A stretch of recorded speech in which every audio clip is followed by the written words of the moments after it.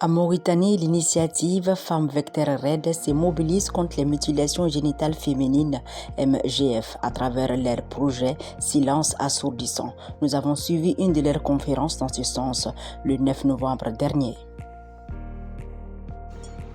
J'ai fait ce qu'on appelle un corpus de contre-argument culturel. Ça aussi, ça m'a pris 2 ans. Parce que quand tu fais un argument culturel, il faut que les étudiants retournent pour voir quel est le degré de recevabilité. Je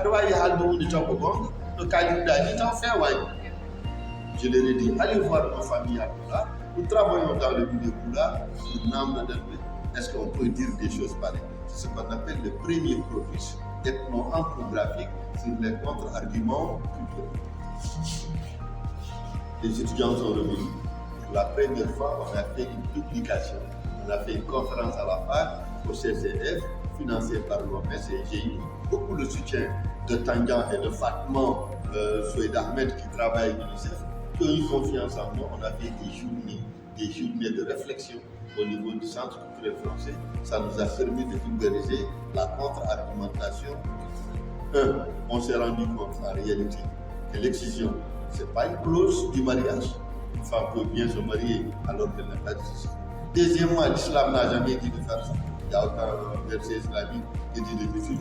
3. Le fait d'avoir l'excision n'empêche pas une femme d'avoir un enfant dehors des lieux du mariage. 3. Faire la cuisine, il n'y a aucun lien entre ça et faire la cuisine. On s'est rendu compte qu'il n'y avait aucun lien. J'ai compris maintenant, en tant qu'anthropologue, on pratique la mutilation génitale pour mieux, dans une société patriarcale, contrôler la sexualité féminine. Tout de suite, j'ai compris qu'il y avait tout ce qu'on me disait là, c'était du vent. Ce qu'on voulait, c'est que les femmes restent tranquilles. Parce que j'ai formé des médiatrices culturelles éthiopiennes, somaliennes, au compte de l'État de Genève, du canton de Genève, sur la stratégie culturelle qui est la contre-argumentation culturelle. Donc, le volet transversal, il y a vraiment des femmes mobilisées, des journalistes qui ont leur blog et qui relaient l'information. Donc, du côté de la conscience citoyenne et de l'engagement du côté citoyen, on a fait de telle sorte que tout le monde a eu l'information. Plus personne au monde ne peut dire « j'ai pas entendu que la mutilation génitale féminine n'est pas quelque chose de mauvais et que ça va être pénalisé ».